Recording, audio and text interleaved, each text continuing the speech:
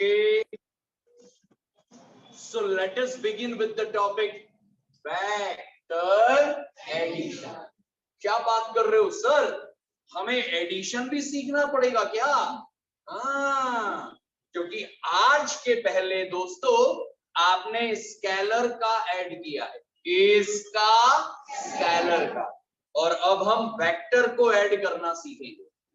मित्रों, vector follow करता है वेक्टर अलजेब्रा। क्या फॉलो करता है? Vector algebra. और वेक्टर अलजेब्रा थोड़ा अलग नया टॉपिक है जो सीखना है आपको। तो वेक्टर का एडिशन भी बिल्कुल नए तरीके से हम सीखेंगे। तो मान लो मेरे पास है कोई ए वेक्टर जिसमें ऐड करना है किसी बी वेक्टर को। गौर फरमाइए, दोनों की डायरेक्शन सेम है। हो सकता है कि दोनों का डायरेक्शन अपोजिट हो जाए। हो सकता है सर, एक आगे दूसरा पीछे। हो सकता है कि एक वेक्टर आगे और दूसरा वेक्टर किसी डिफरेंट डायरेक्शन। पॉसिबिलिटी है कि दोनों वेक्टर सेम, अपोजिट या डिफरेंट डायरेक्शन में हो सकते हैं। अगर हम ऐसे वेक्टर्स का एडिशन करें तो दोस्तों इन सबका जो रिजल्टेंट वेक्टर होगा, कौन सा vector? Resultant vector. Vector addition मतलब इनके एडिशन को हम बताएंगे बेटा आर वेक्टर। कौन सा वेक्टर? और ये रिजल्टेंट वेक्टर हम रिप्रेजेंट करते हैं ए वेक्टर प्लस। तो मित्रों इन तीनों का ही वेक्टर एडिशन या रिजल्टेंट वेक्टर आर वेक्टर होगा A vector plus A vector plus. लेकिन इनका मैग्नीट्यूड अलग अलग होगा। मतलब ए वेक्टर बी वेक्टर के रिजल्टेंट का मैग्नीट्यूड होगा A plus B. A vector B vector opposite direction में, तो इसका रिजल्टेंट होगा ए माइनस बी। और ये कॉमन सेंस है। सर कैसे? अरे दोस्तों, अगर A vector B vector same direction में है तो प्लस ही होंगे ना। अरे यार ऐसे समझो, ये डब्बा कौन, इस पे लगाया 10 न्यूटन फोर्स और इसी पे लगाया 2 न्यूटन फोर्स, तो बताओ 10 + 2 कितना? अरे होगा। तो वही तो बोल रहा हूं कि जब दो वेक्टर सेम डायरेक्शन में तो रिजल्टेंट होगा ए प्लस बी। लेकिन अगर आगे लगा 10 और अपोजिट डायरेक्शन में लगा 2, तो इनका रिजल्टेंट प्लस होगा कि माइनस? तो 10 - 2 विल बी। तो वही तो लिखा है कि A vector B vector opposite direction, तो इनका रिजल्टेंट ए माइनस। लेकिन अगर बॉडी पर एक फोर्स आगे लगा 2 न्यूटन, एक ऊपर लगा 5 न्यूटन, और इनके बीच का एंगल है 60, 30 या कुछ और, तो इनका रिजल्टेंट क्या होगा? तो बेटा अगर दो वेक्टर अलग अलग डायरेक्शन में हैं तो इनका रिजल्टेंट का फॉर्मूला होगा √a² plus b² plus 2ab cos theta. क्या बात कर रहे हो सर, ये कुछ अजीब नहीं हो गया? हाँ अजीब है। कैसे आया यही तो सीखना है। पर मिलकर बोल लो फॉर्मूला क्या है? r is √a² plus b² plus 2ab। अब वेक्टर एडिशन की ये शुरुआत समझाई।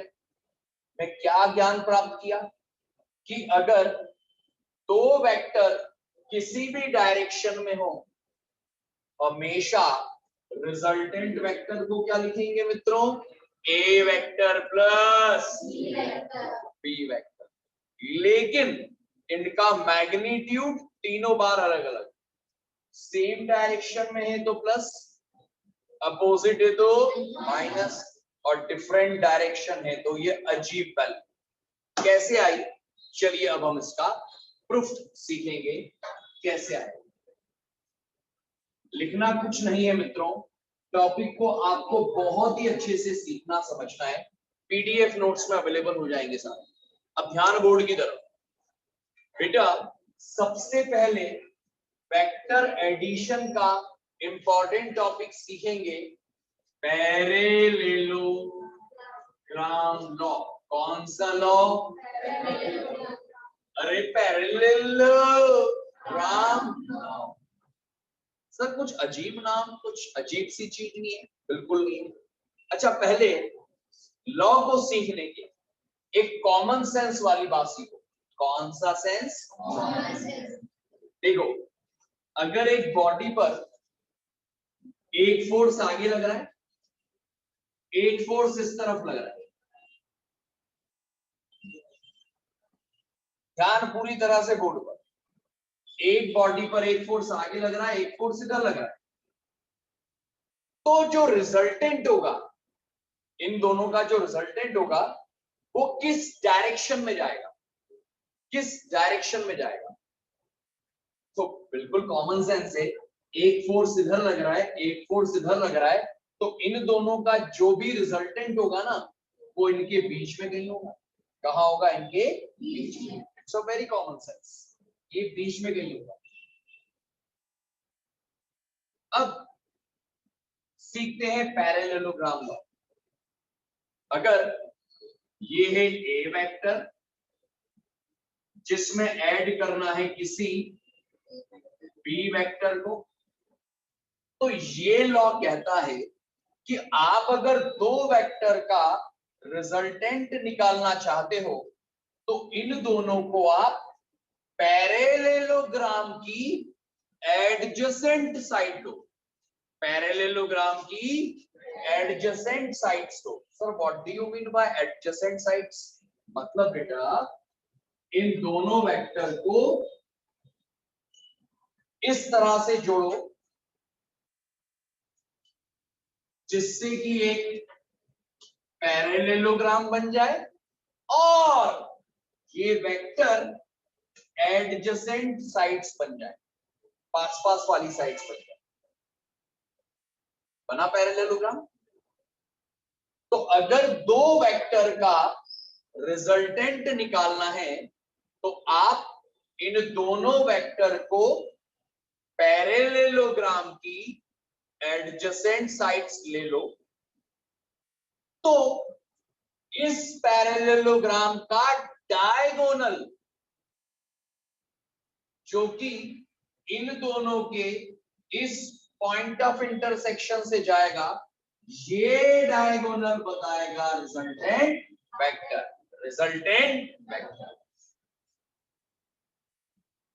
इफ, गौर फरमाइए, if two vectors are represented by, if two vectors are represented by, अब आपको बोलना है if two vectors are represented by adjacent sides of parallelogram, बोलिए, adjacent sides of parallelogram, then their resultant is, बोलो, then their resultant is represented by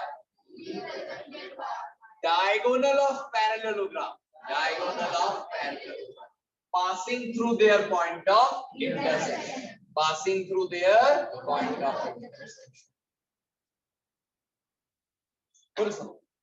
अगर parallelogram law exam में आए, important है दोस्तों, एमबीआई आ सकता है एग्जाम में, महा भयंकर इंपॉर्टेंट है, ध्यान से सुनना। अगर दो वेक्टर का रिजल्टेंट निकालना है तो आप इन दोनों वेक्टर को पैरेललोग्राम की एडजेसेंट साइड्स लो और पैरेललोग्राम का जो डायगोनल है वो बताएगा रिजल्टेंट वेक्टर जो इन दोनों के पॉइंट ऑफ इंटरसेक्शन से बने। तो नाउ इट्स योर टाइम, मेरे साथ खुलकर बोल के याद करना। पहले मैं बोलूंगा फिर आपको बोलना। If two vectors are represented by adjacent sides of parallelogram, bolo, if two vectors are represented by adjacent sides of parallelogram, then their resultant is represented by, bolo, then their resultant is represented by diagonal of parallelogram, diagonal of passing through their point of intersection, passing through their point of intersection. ये तो parallelogram law का statement हुआ। अगर exam में आया तो 2 number का तो ये स्टेटमेंट और ये डायग्राम ही होता है, 2 मार्क्स।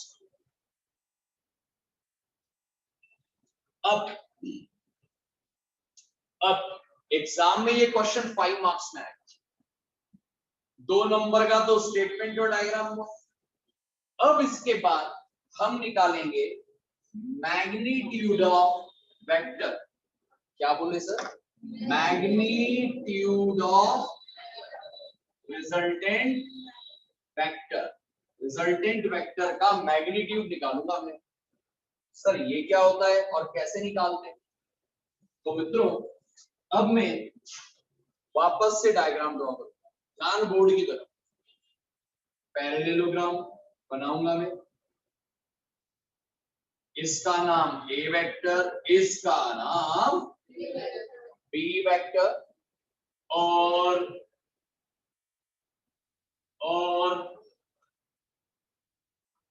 इन दोनों वेक्टर के बीच का एंगल।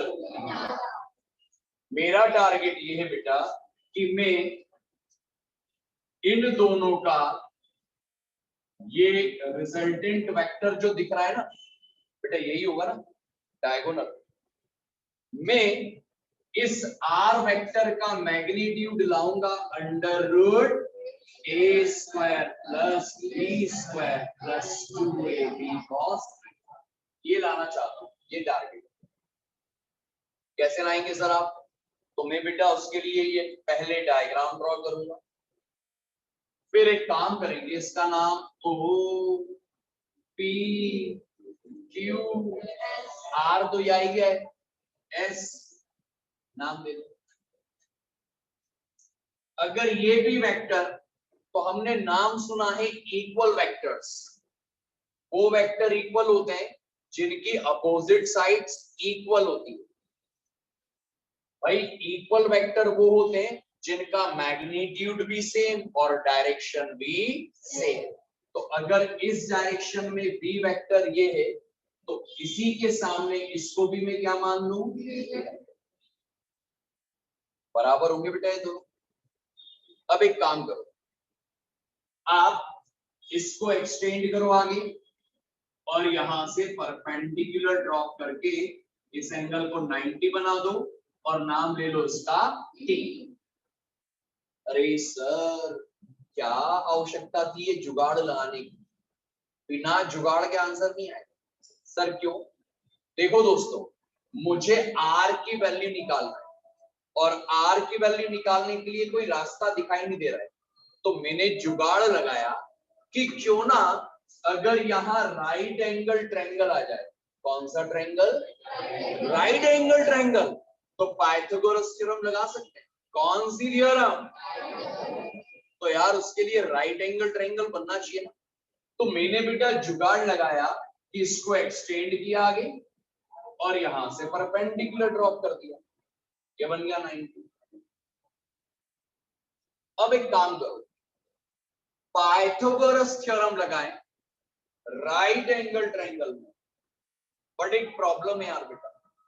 क्या सर? हाइपोटेनियस तो दिख रहा है आर, पर ये वैल्यू पीटी ये नहीं है, क्यूटी की भी आवश्यकता पड़ेगी, ये भी नहीं है हमारे पास। हाँ तो ठीक है ना, निकाल लेते हैं। एक काम करो, ये एंगल थीटा तो करस्पॉन्डिंग से ये एंगल भी क्या हुआ? अरे ये थीटा तो ये भी करस्पॉन्डिंग एंगल होगी ना। सुनिएगा सुनिएगा, देखो डायग्राम में ओ क्यू वेक्टर, क्या बोला मैं? ओ क्यू वेक्टर की वैल्यू कितनी दिख रही है? आर वेक्टर और OQ की वैल्यू, OQ की वैल्यू होगी केवल R। अब ध्यान से सुनो इस बात को, OQ वेक्टर होगा R वेक्टर, जबकि OQ की वैल्यू क्या लिखूंगा? जरा देखो तो, OP वेक्टर की वैल्यू क्या है? OP वेक्टर, और OP की वैल्यू क्या होगी बोलो? OS वेक्टर, PT या sorry PQ vector, OS vector, PQ vector, दोनों की वैल्यू क्या आएगी? और OS PQ का मैग्नीट्यूड, अरे सिंपल है ना, वैल्यू कितनी आएगी? P। ठीक है, एक काम करो, मुझे अगर पाइथागोरस थ्योरम लगाना है बड़े ट्रायंगल में, तो उसके पहले मैं PT की वैल्यू और QT की वैल्यू निकाल लूं एक बार। सर कैसे? तो ध्यान से देखो, आपको दिखेगा ट्रायंगल, छोटू ट्रायंगल PQT। कौन सा ट्रायंगल बोलो? PQT।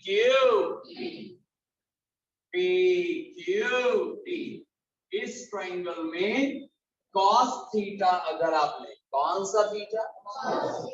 बेस अपॉन, होता है कि नहीं होता है बोलो? अब देखो, इस ट्रायंगल में एंगल के सामने ये परपेंडिकुलर है बेटा, तो बेस क्या हुआ? PT। बेस की वैल्यू क्या आ गई बेटा? PT। और ये हाइपोटेनियस PQ। अरे भाई, बेस PT और hypotenuse PQ। cos theta PT, PT की वैल्यू तो निकालना है ना भाई, और PQ, जरा बताओ तो P से Q तक का मैग्नीट्यूड कितना है? केवल PQ की वैल्यू कितनी है? तो PQ की जगह क्या लिखूंगा? क्रॉस मल्टीप्लाई किया तो PT आया B cos थीटा। क्या है बोलो? इक्वेशन नंबर, कोई डाउट? क्या कर रहे हैं हम लोग? पैरेललोग्राम। कौन सा लॉ? Parallelogram law. इस लॉ को पहले तो स्टेटमेंट के फॉर्म में लिखना, के बाद मैग्नीट्यूड निकालना है रिजल्टेंट वेक्टर का। उसके लिए ये डायग्राम पैरेललोग्राम बनाने के बाद आगे एक्सटेंड करके परपेंडिकुलर ड्रॉप करके ये ट्रायंगल और बना लेंगे, ताकि हम इस राइट एंगल ट्रायंगल की मदद से इस मैग्नीट्यूड को निकालें। और इसके लिए हमें आवश्यकता पड़ेगी QT और PT।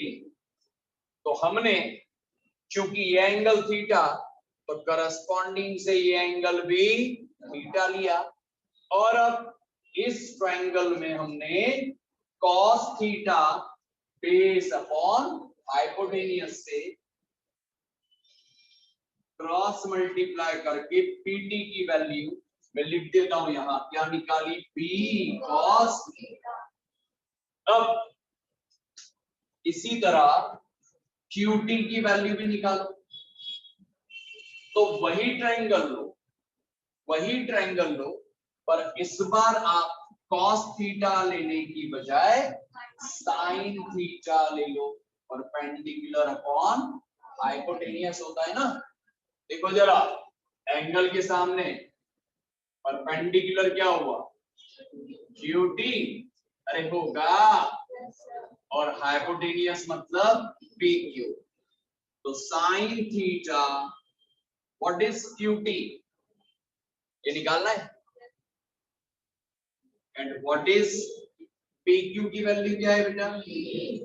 फिर से क्रॉस मल्टीप्लाई करेंगे तो QT इक्वल्स टू क्या आएगा बेटा? बी साइन, बधाई हो, आपने ये वैल्यू बी साइन थीटा निकाल दी। अब क्या सर? अरे भाई, अब तो आप अपने आंसर के बहुत नजदीक हो ना। सर कैसे? अरे बेटा, आपका टारगेट है आप आर का मैग्नीट्यूड निकालो, तो उसके लिए आप O Q T right angle triangle ले ले। कौन सा बोलो? O Q T. तो अब हम now in triangle O Q, इस ट्रायंगल में मित्रों आप लगा दो पाइथागोरस। कौन सी बोलो? पाइथागोरस थ्योरम कहती है हाइपोटेनियस। कौन सा है हाइपोटेनियस? O Q. हाइपोटेनियस का स्क्वायर बेस और परपेंडिकुलर का होल। सही है, कोई डाउट? ओ से क्यू की वैल्यू बोर्ड से देखो क्या है। ओ क्यू का मैग्नीट्यूड क्या है? आर वेक्टर या केवल आर? मैग्नीट्यूड केवल क्या लिखूंगा? आर का स्क्वायर। ओ से टी की वैल्यू बताओ। ए प्लस, शाबाश, A plus B cos theta का whole plus Q T B का whole R square is, whole square को ओपन कर दें, ए स्क्वायर प्लस सेकेंड वाले का होल स्क्वायर प्लस 2ab। अरे यार 10th पास हो ना पक्का ना, तो फिर ये नहीं आ रहा है क्या? अरे फर्स्ट टर्म का स्क्वायर प्लस सेकेंड वाली का स्क्वायर प्लस 2a, फिर plus b square R square is A square plus, एक काम करो, ये दिख रहा है बी स्क्वायर कॉस स्क्वायर, ये दिख रहा है बी स्क्वायर साइन स्क्वायर, क्या कॉमन ले ले? डायरेक्ट बी स्क्वायर कॉमन ले ले पास पास लिखकर, तो ऊपर मिलेगा और यहां मिलेगा। यस और नो? अरे बेटा इन दोनों को पास पास लिखना है और बी स्क्वायर कॉमन लेना है, कर लोगे? अरे हो जाएगा। प्लस क्या बच रहा है? 2ab R square is A square plus, बेटा इसकी वैल्यू क्या है? शाबाश, प्लस 2ab। अरे आया, और क्यों ना मैं इस आर स्क्वायर से स्क्वायर हटा के रूट ले लूं, तो मुझे मिलेगा R equals to under root plus 2ab। बधाई हो, ये आया रिजल्टेंट वेक्टर का मैग्नीट्यूड। कोई डाउट? रिजल्टेंट वेक्टर का मैग्नीट्यूड।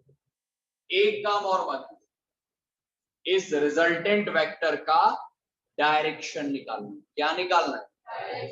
ये भी एग्जाम में आएगा क्या सर? हाँ बेटा, डायरेक्शन ऑफ रिजल्टेंट वेक्टर भी निकालने को आएगा। क्या करें सर, कैसे करें सर? तो ध्यान से सुनिएगा बेटा।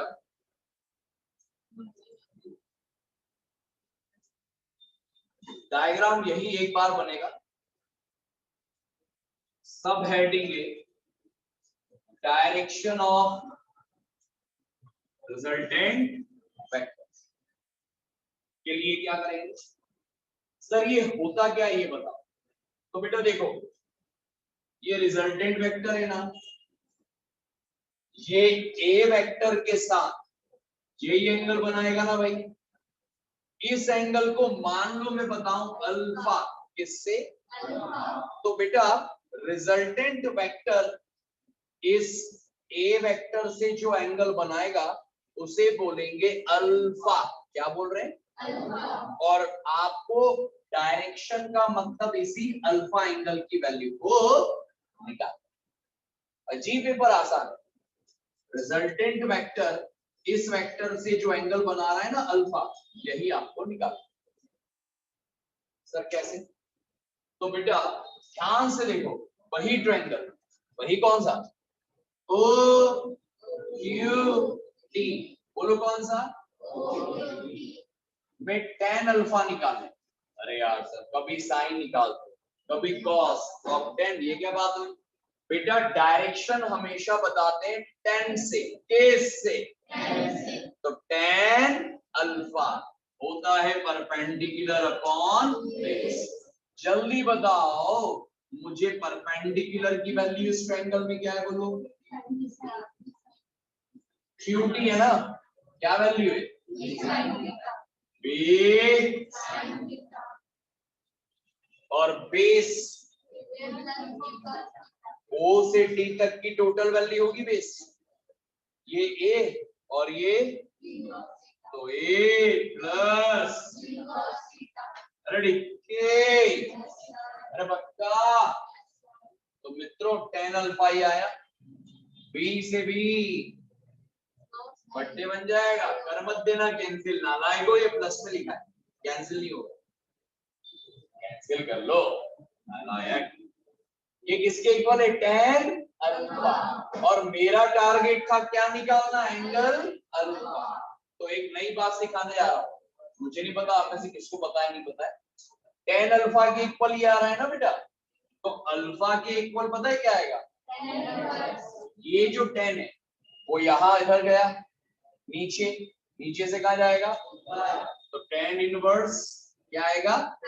नहीं समझो, रुको रुको, tan को मैं उधर ले जाऊंगा तो ये tan नीचे जाएगा ना, नीचे से कहा जाएगा? तो हम क्या लिखेंगे? tan और ब्रैकेट में ये एंगल पूरा b sin theta upon a plus B cos. आया, आइयो आ गया, क्या आया? अल्फा एंगल की वैल्यू यहां जाकर समाप्त होगा पैरेललोग्राम लॉ। वेक्टर एडिशन का इंपॉर्टेंट लॉ है दोस्तों। वेक्टर एडिशन में सिलेबस में आपके पास दो लॉ है बेटा। कितने लॉ है? एक पैरेललोग्राम लॉ, जबकि दूसरा ट्रायंगल लॉ। कौन सा law? Triangle law of vector addition. It is again MBI, very important law. जैसा पैरेललोग्राम लॉ है ना बेटा, ये उसी तरह का ट्रायंगल लॉ है, पर इस बार ट्रायंगल बनेगा। पिछली बार क्या बना था? पता है ये लॉ क्या कहता है? ध्यान इधर, अगर दो वेक्टर्स को ऐड करना है, अरे दो वेक्टर्स को ऐड करना है और उसका रिजल्टेंट निकालना है, तो आप इन दोनों की मदद से ट्रायंगल बनाओ। क्या बनाओ? क्योंकि नाम ही ट्रायंगल लॉ है। तो एक काम करो, ये वेक्टर लो, ये बी वेक्टर लो, बना क्या ट्रायंगल? नहीं अभी बनना बाकी, बन गया। Yes sir. तो ट्रायंगल लॉ कहता है कि दो वेक्टर्स का रिजल्टेंट निकालना है तो ट्रायंगल बनाओ, बन गया। दोनों वेक्टर ट्रायंगल की एडजेसेंट साइड्स लो, सेम ऑर्डर में, किसमें same, what do you mean by same order sir? A vector का डायरेक्शन और उसी ऑर्डर में बी वेक्टर का डायरेक्शन। ऑर्डर मतलब या तो क्लॉकवाइज या एंटी, या तो क्लॉकवाइज या फिर, तो देखो ये सेम ऑर्डर में एंटी क्लॉकवाइज आ रहा है, यस और नो? तो अगर दो वेक्टर्स ट्रायंगल की एडजेसेंट साइड्स सेम ऑर्डर में, तो ट्रायंगल की तीसरी साइड बताएगी resultant vector, but in opposite order, but in sir opposite order. अरे ये सेम ऑर्डर मतलब एंटी क्लॉकवाइज आ रहा है, तो अपोजिट ऑर्डर मतलब उस तरफ ले लो। तो ये रहा रिजल्टेंट वेक्टर। सुनो सुनो, if two vectors are represented by, बोलो, if two vectors are represented by adjacent sides of triangle, बोलो, adjacent sides of triangle taken in the same order, taken in the same order, then their resultant is represented by third side of triangle, but in opposite order, but in opposite order। बड़ा आसान लगता है सुनने, पर लिखने में उतनी what लग जाती है, बच्चों की भूल जाते हैं। तो आप ये डायग्राम को याद रखो मित्रों, से स्टेटमेंट लिखना आसान होगा। सुनना, if two vectors are represented by adjacent sides of triangle taken in the same order, then their resultant is represented by third side of triangle taken in opposite order, taken in opposite order। वैसे एक बात बोलो, parallelogram से जो मिला था ना, अभी भी तो वही मिला है। क्या बात कर रहे हो सर, ये तो अलग है? नहीं, वही है। क्या बात कर रहे हो सर, बताओ कैसे कैसे? अरे भाई, बी वेक्टर, ए वेक्टर,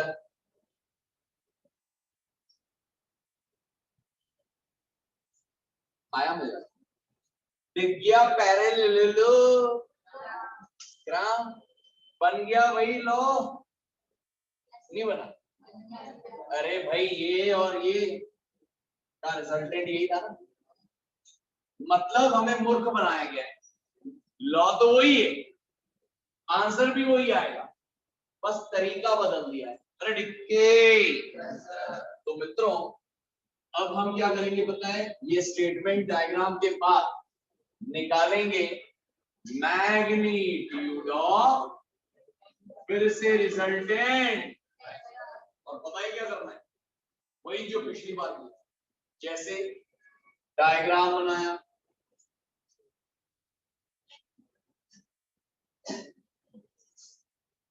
ये ए वेक्टर, ये बी वेक्टर और ये, फिर क्या करा? हाँ, मैग्नीट्यूड निकालने के लिए right angle O P Q, और इसका नाम आर मत लेना, आर तो ये है, और ये एंगल कितने डिग्री? अरे डिग्री। अब बताओ, राइट एंगल ट्रायंगल दिखा, ए वेक्टर और बी वेक्टर के बीच का एंगल थीटा। याद रखना, गलती करते हैं बच्चे, ए वेक्टर की डायरेक्शन इस तरफ है, तो इस डायरेक्शन से बी वेक्टर की तरफ ये एंगल लेना, ये मत लेना, गंदी बात, थीटा वो एंगल होगा। ए वेक्टर की डायरेक्शन से बी की तरफ एंगल थीटा। बताओ सबसे पहले क्या किया था सर? भूल गए तो नालायक ना सर। अरे पी क्यू एस, छोटे ट्रायंगल में क्या लिया था? Cos base upon hypotenuse. याद आया कुछ? बेस कौन सी साइड है और हाइपोटेन्यूज पीएस निकालना है, और PQ की वैल्यू क्या थी? नॉट बी वेक्टर, केवल P। क्रॉस मल्टीप्लाई करते हैं तो PS कितना आया? P cos। अब QS कैसे निकालना है? Yes, sine theta perpendicular upon perpendicular मतलब Q और हाइपोटेनियस मतलब QS अपॉन PQ की वैल्यू बेटा क्रॉस मल्टीप्लाई करेंगे तो QS आया साइन। और अब ट्रायंगल QS में कौन सी थ्योरम? हाइपोटेनियस। OQ का स्क्वायर इज OS का स्क्वायर प्लस OQ की वैल्यू R, OS की वैल्यू A प्लस B का होल और QS मतलब P sin थीटा का होल। लास्ट टाइम की तरह स्क्वायर ओपन करेंगे, सॉल्व कर लेंगे। सेम मेथड फॉलो करना है। बताओ R की वैल्यू क्या आएगी? अंडर रूट प्लस ये रिजल्टेंट की वैल्यू। और इसके बाद क्या निकालना? डायरेक्शन। इसके लिए क्या निकालना है? tan।